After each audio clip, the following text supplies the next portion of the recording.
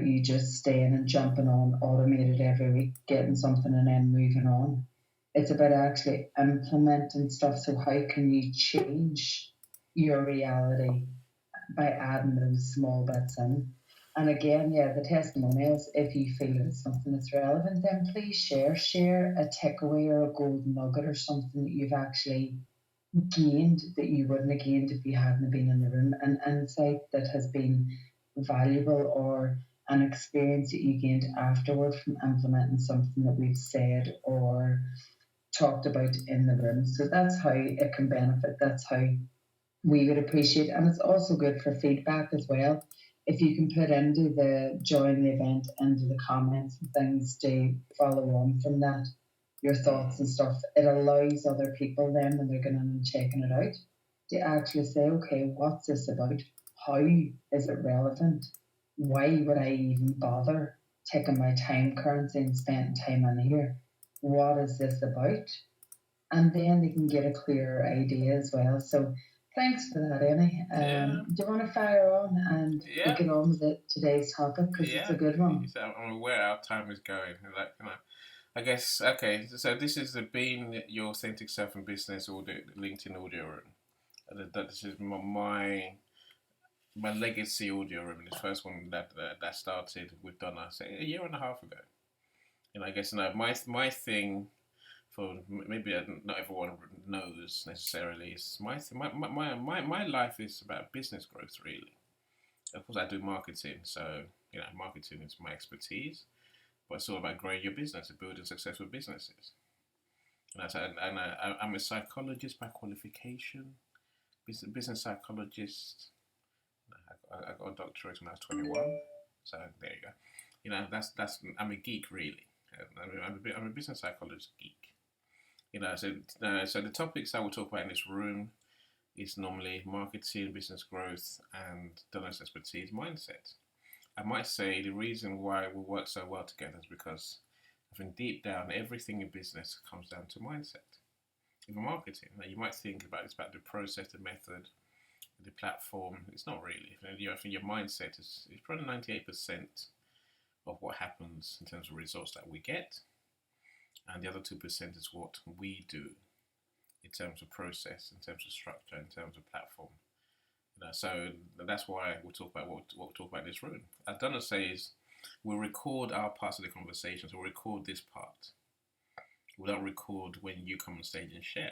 But no, so we may find different ways of using what we record. Now, we'll publish the content on YouTube. So if you want to listen to a recording, or you've got someone who might benefit from hearing what we talked about, you can either direct them to my YouTube or to Donna's YouTube. Just DM us, and we'll happily share the link with you. So that's what we do. In terms of me, I'm sure most of you know, but there are some new people. So I might as well say it again, because I love to say what I do. I'm here to make people famous. I mentioned it earlier. I want to make everyone celebrities. That level of fame, because when you're that famous, it's much easier for me to sell what you do. I can sell just whether you're a coach, a counselor, that business. If you're famous, people actually want to do business with you. So I want to make you famous on TV, on radio, magazines. I want to make you really famous, right? If I can't make you really famous in the media, then let's make you famous online in front of your target audience. So we use email, we use ads, and also we did these audio rooms. I'd love to organize them for people, love to help people fill them, love to co-host them if you want me to. And actually, I want to make them work for your business. If I can put you in front of 50 people at once, can you engage them? Of course you can. And then what results can that bring for your business? That's a game I play. Professor Dr. Sherry, I see you. Philip, Johnny, thank you all for joining us. Mark. There's two Marks, and there's Marcus as well. That's 3 Marks in a row. Jose, the leadership legend. This topic is for you today, my friend. Natalie, I see you. Bulawatiwi. I appreciate you all spending your time with us. Right, so I was saying what I do. So I guess another way I can make you really famous, which is what really ignites my passion today, is helping people to become authors. So I've got a team that will help you write your book, package your book, publish your book. I want to help you sell your book. Part of me helping you sell your book. Again, when you write your book, you're an expert. People say they want to talk to you. They want to listen to what you have to say. I want to help everyone achieve that status, that authority level. So part of that service that I think I'm uniquely blessed to deliver is to make everyone who writes a book a bestseller on Amazon. If you've got a book coming out, or you just published a book, let's make you a bestseller. Let's give you that gold badge, because more people will see your book, more people want to read your book. They want to read your next book. No, they want to invite you to come and speak on the stages in their companies. I tell you, the world is great when you're an author. We can make it happen for you. If anything I've said can help you, just DM me and let's have a conversation. I want to find out what you do as well. So I can't do these rooms without my amazing co-hosts.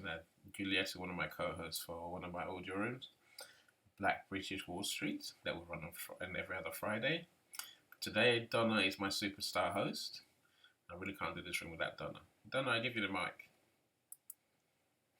Thanks a million, Annie, and folks, you're so welcome. As Annie says, we started this room nearly a year and a half ago, and divine intervention, the universe, whatever you want to call it, blessed me and Annie to come together with another two people and created the room. And it's me and Annie has sustained it and began this journey and this process together. And as Annie said, we work beautifully together because we combine the skill set of business, of Annie's expertise, of Annie's knowledge, wisdom, and learnings over his lifetime. And then we benefit and we collaborate with minds, my expertise, my wisdom, what I utilise through the tools of mindset and my skill set as well and experience. So I always tell everybody, you are exactly where you're meant to be at in this moment in time, in this room. We both thank you for taking your time currency, which is money, it is value, it is an exchange. So thank you for taking the time to come into this room. Thank you for taking the time to be present. If you have a pen and paper, take it and take down whatever nuggets you want. You can use that in your testimonial, you can use it to share with other people, but it's about vocalizing and actually taking action on what you hear in the room and not just sitting on your hands and doing nothing and letting it pass by, because that's a dead waste of time. But when you actually start implementing and taking action in relation to you, to your needs, to what's relevant for you, then this becomes a reason, it becomes a successful tool to actually move you forward in your day in the process. So my name's Donna Martin. I'm founder of the Good Life Approach, and I help entrepreneurs and leaders to intentionally design and create their own good life. It's in alignment and harmony with their work-life balance. I'm mindset and NLP certified, and I use a process of intuitive coaching and mentoring. And if you want, you can jump on my profile, you can follow, let's connect and have a conversation, and you can also join my Good Life community. So on that note, Annie, I'm so looking forward to getting into today's one. If you look around the room, folks, and just pause and take a moment, have a look and see if there's anybody in the room that you're drawn to connect with, because we never know. We can only join the dots looking back on why we're in a room, on what it is we're supposed to hear. So it's about having an open heart, having an open mind, and saying, okay, what's happening in this room? What am I going to take away from this room? Is it a powerful connection with someone? Or is it a nugget of wisdom and information that you can utilize in your own path and your own word to be your authentic self, to show up in your truth? So, Annie, you want to go for it there? Yes, let me geek out on one of my favourite topics. This is one of the things that I've been writing about since I was a kid. This literally customer service is a thing that I guess it's one of those topics I picked on at a young age. I realised happy customers is what makes a business work. If we can delight customers, we're guaranteed to succeed. But there's always been a question. I see you, Joy. Welcome, a graphic design expert. Joy designs many of the things that we work with for our clients.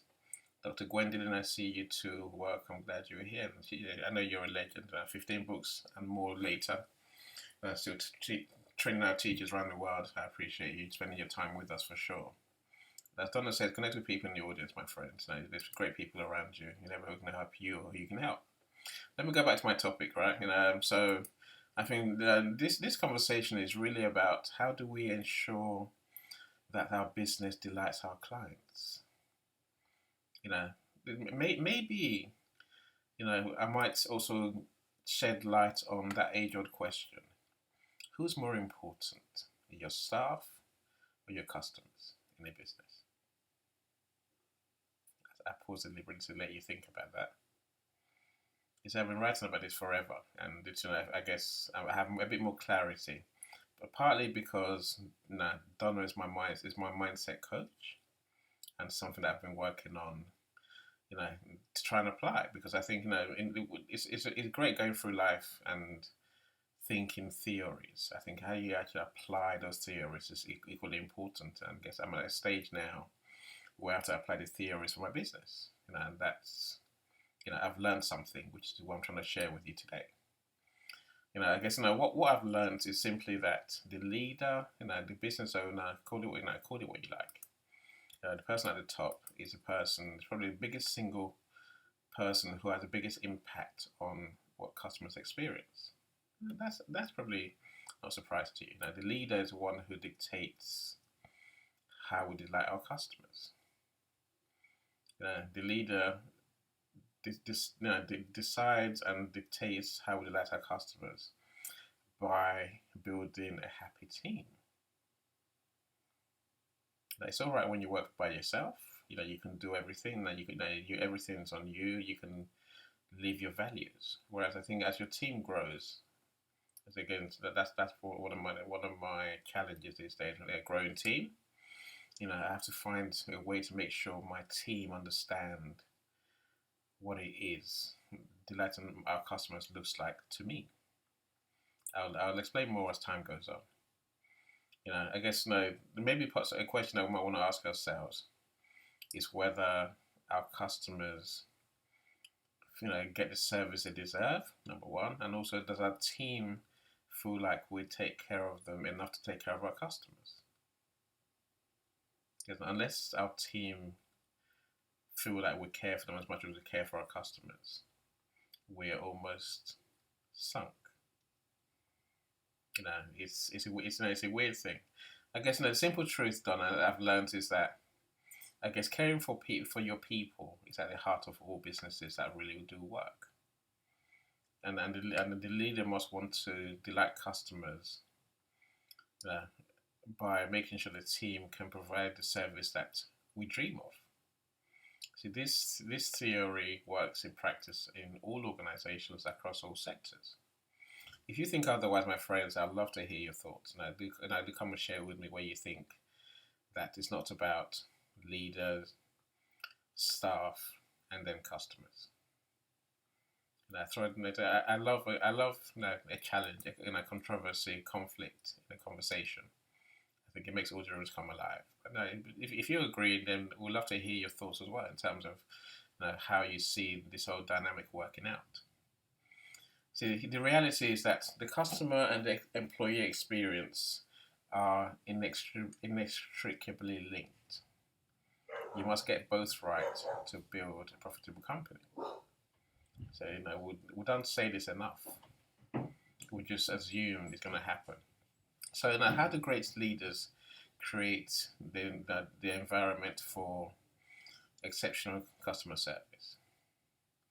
Yes, the first one I'll say is that as a leader, you must have a clear vision. So one of the things I work with Donna on is having that vision for my business, for my life, for me. And that also feeds into what the business does. What do I see my business being? What does my business being here to do? Who am I here to serve? How are we going to serve them? So when I have my vision, when it's clear to me, then part of that vision must be simply to love my team and then also to love my customers. So one thing that I work on every day is how do I let my team understand this love for customers. Now, I mentioned Joy in the audience. Joy does many of my designs these days. And if you talk to her, I'm sure she'll tell you he's rather painful to work with because I really am. I'm painful, but I don't apologize because my job is to understand what my clients want and then to make sure my staff deliver that. Literally, I will nitpick away until I get that thing where I can say to myself, the customer's going to love this. Until we get to that stage, I don't move on. Was part of that. That's just me trying to, impart my vision onto my staff. Donna, say, and then of course, the vision conversation is your thing as a mindset expert. What's a vision really? What's a vision for leaders?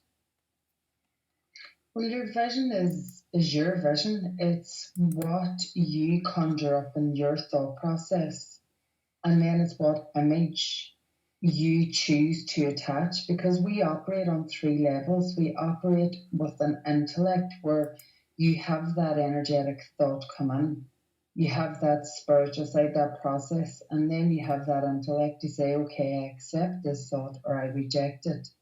But what you also have in that process is an imagery set where you can formulate a picture.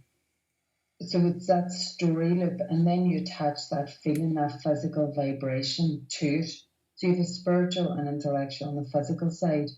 But most of us don't understand that they operate in tandem, that they're all a cog in the one wheel, and that depending on what you call your story loop, whatever vision you decide to hold as your story, if that's an old one that no longer supports you, is your vision currently outdated? Just ask yourself, what is my vision? What is my vision? Do I actually even see myself as a leader? Do I see myself as a business owner? Do I see myself as an entrepreneur?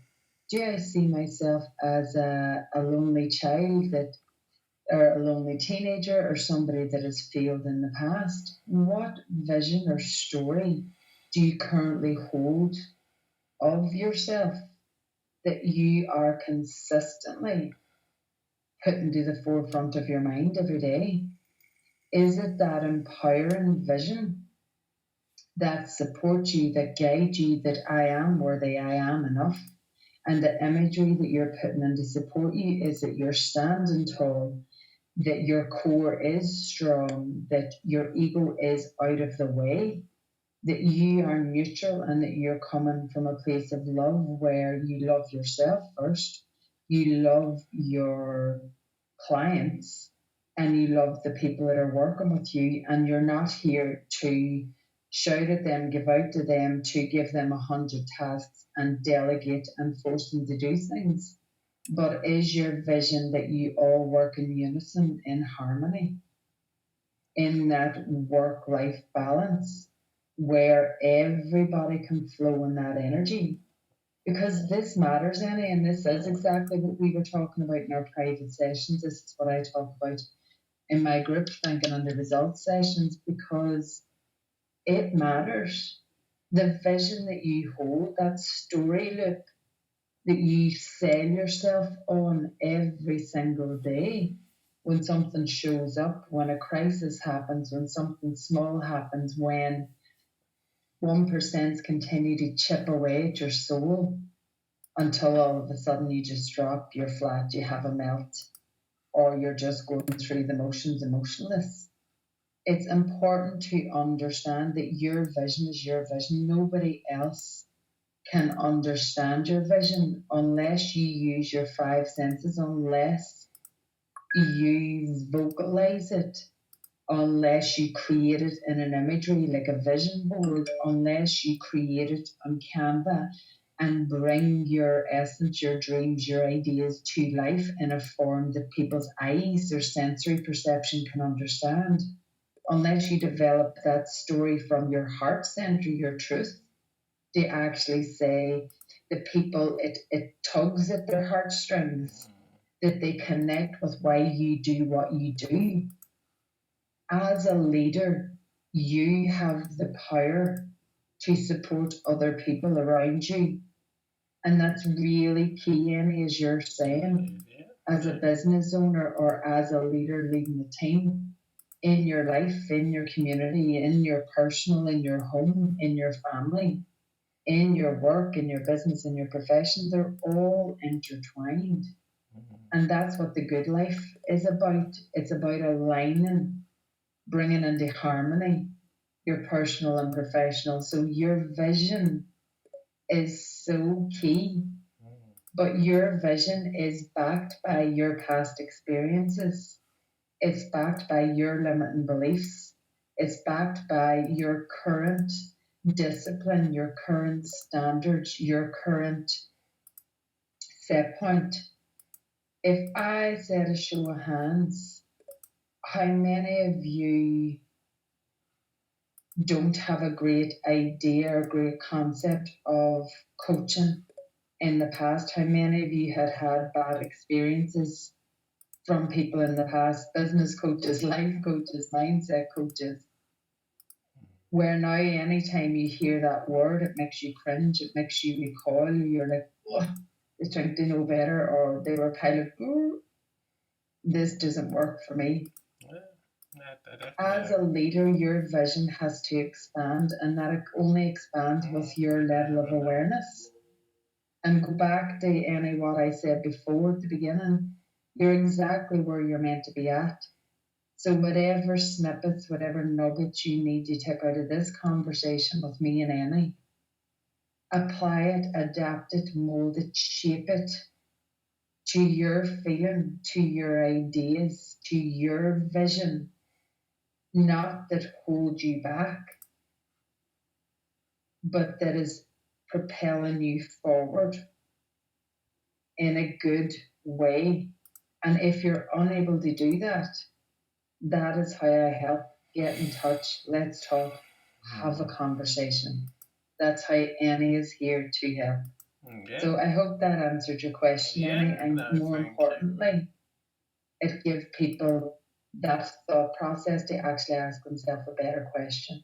Yeah, no, thank you. So I can always trust you to fill in the gaps, for the bits that, the mindset bits especially that are better explained by someone who understands. As a practicing person, of course, I could tell you my perspective. And I think the vision thing underlines every business, everything in business. Without a vision, have you really got a business? I mean, where are you going? What's the goal? What's the aim? What what are you trying to achieve? I think having that vision it sets a scene for everything else that makes your business work. Whether you're starting today or whether you've been in business 10 years, yeah, that vision is so important. And so it feeds everything else. It feeds into what you're gonna do, how you're gonna do what you're gonna do. Anita, I see you, my friend Camille, say women's wellness expert. Glad you're here.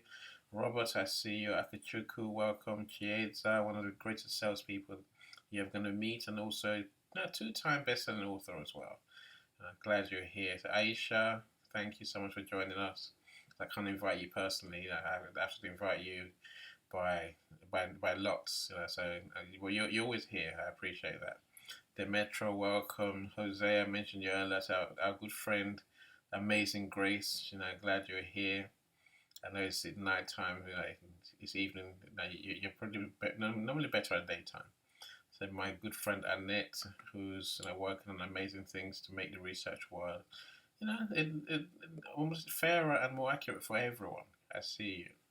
And Nancy, glad you're here. So Lisa, one of my co-hosts who does menopause.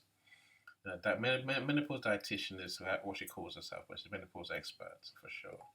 Jackie, I see you too. Jackie Raymond, who helps people write non-flabby content. Take the flab out of their content, apparently. I know what it means. If you don't know what it means, connect with her. She'll tell you what that means. It does mean something. Brian, I see you too, my friend. Welcome on stage.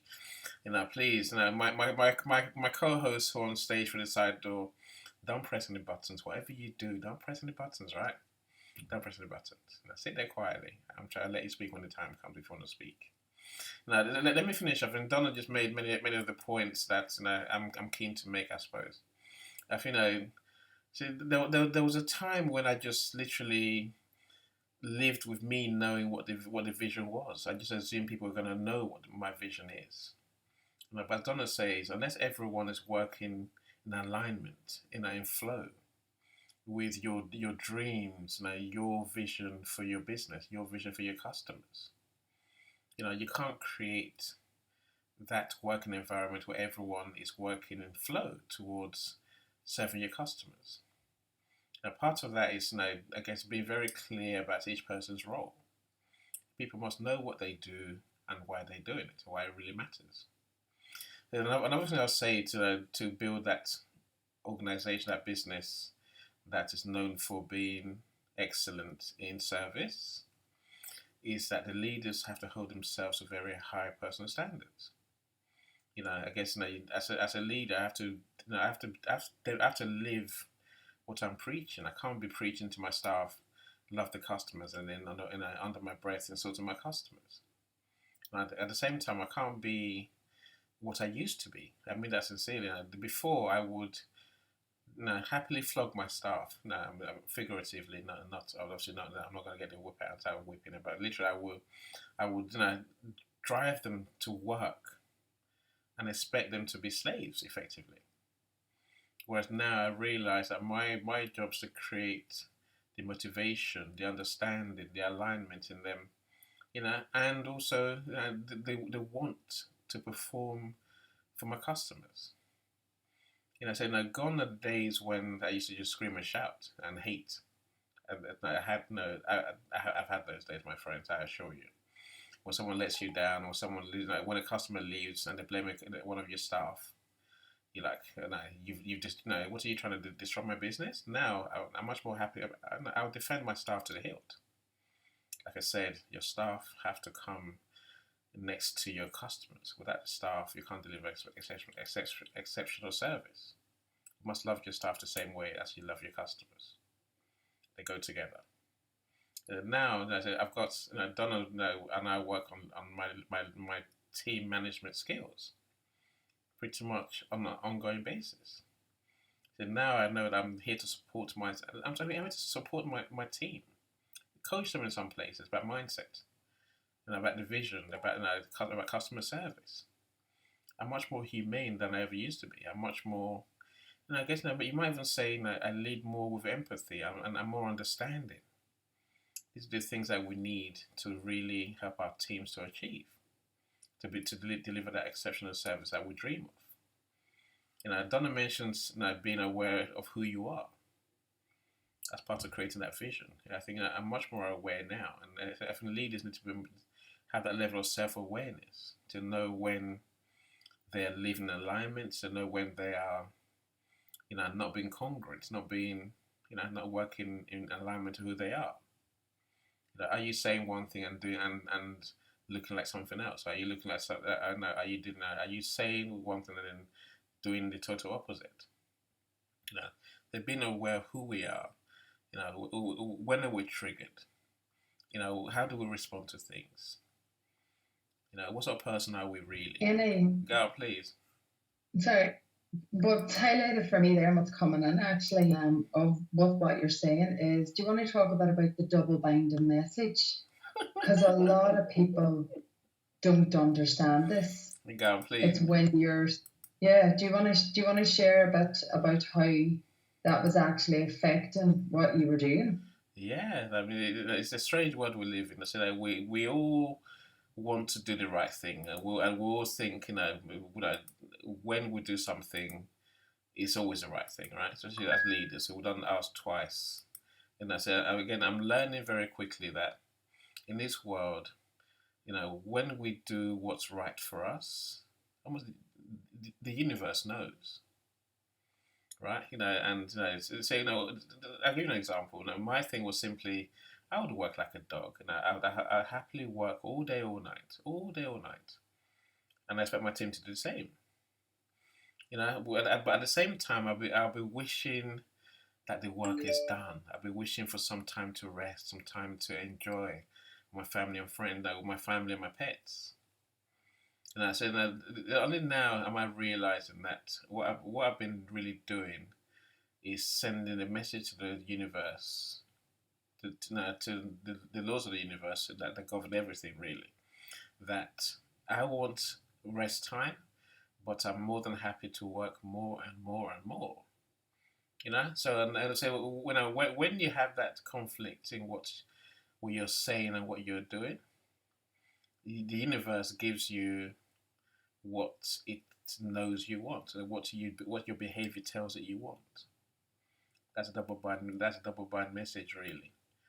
I want to rest. Oh, but I'm willing to work all day. So the universe says, okay, work all day and do it again tomorrow and do it forever. Why not? Only now am I learning that if only I have to call time on work. I have to, but it's the same as my staff. If I'm enslaving them, if I'm abusing them, I can't say I love them when I'm not showing them love. I can't say I love them, then they should show love to our customers when all I'm doing is abusing them. That's a conflicting message to everyone, to the universe as well. All that means that we're going to have more disasters, more unhappy customers, more unhappy staff. We're just going around in circles.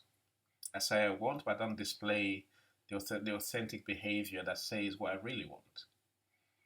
And my staff obviously don't feel loved, so then they end up displaying behaviors that don't align with what I say I want. That's an explanation that I'm sure you can do it better than me. Do you want to add to it? It's just that it's important that people understand that, because what you say from the teeth out, what you're asking for, how many people here, show of hands, have a goal? How many people are sitting going, right, it's December 2023 and I'm making headway? And how many people have a goal prepared now? How many of you know your outlook for the full 2024? Whether you're a business owner, whether you're a leader, how many of you have gone through that process of, right, this is what I'm implementing now because I understand that now what I'm doing right now, today, in this moment, translates to my outcomes in 2024. It translates to tomorrow, the next day, the next day. Absolutely brilliant. So how many of us from the teeth out, well, we've taken the time and we've done that goal, we've created that vision board, we write out our statements, we write out our goals. I'm so happy and grateful now that this and this and this, but your physical action is telling a different story. How many of you have said something, but your program, your automatic behavior does the opposite? So like Annie's saying, if you write out 6 tasks the night before, you set your intention to achieve these tasks, to achieve these things as part of your process.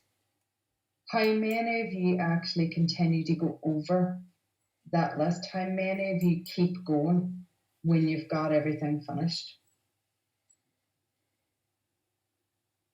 Many use. I do. You all finish up with your tasks. No, I carry on going. Well, that's absolutely brilliant, Dana. We have a phenomenal self-aware group here because a lot of people will write out tasks, but they'll keep going. Yeah. And they'll send out that double binding message because they're saying, okay, I have this to do, but I'm going to add more to my workload. And so the energy they're in is the masculine doing of always having to do more to achieve more. Whereas when you learn to step back, have your cutoff point and say, this is my law of assumption, universal laws, what Amy's talking about, that when you are giving yourself a command and you're sitting in that knowing, that actually the universe knows, right, this is enough and this is going to achieve these goals. And so then you go to the next day, knowing and having your cutoff point. So that's what we're talking about with the double binding message. And then he explained that beautifully. So thank you. Thank you. No. Do you want to get some people up here? Yeah, for sure. I'll say my last bit now, which I think you pretty much said that, and I've been saying all the way through. Look, as leaders, my friends, it's our job to truly take care of the people who we have working with us, if we want to serve our customers the way we dream of. It took me a long time to learn about being kind, being caring, and trying to inspire my team rather than to beat them into shape to serve my customers. I get better results. I'm happier as a person, and guess what? My customers are happier as well. It's taken me 10 years to learn that lesson, my friends, and it's a lesson worth learning. I guess maybe at the heart of what I want to leave you with is that as a leader, you must communicate how much you care about your people and your customers through your words and through your actions. So that's me for today, my friends. I want to hear from you. What are your leaders like? What are you like as a leader? Where does customer service and your team management really how does it really work? Are your team working in alignment with your vision? When I say your team, I'm not just talking about your team, your staff. I'm talking about your team includes your freelancers, your partners, the people that you collaborate with. Do they understand your vision? How does it really work in your company? And what can you do better to convey your vision? So please don't be shy. Do raise your hands. I say we'd love to hear from you. Boluwatiwi, you're on stage. Welcome. How you doing? Please. I'm well, thank you. Hello, everyone. Hi, Annie. How you doing? Please, share with us. I said, how important is the leader's vision in business as far as you're concerned? Mm. Okay, so I want to dial back a bit. Um, when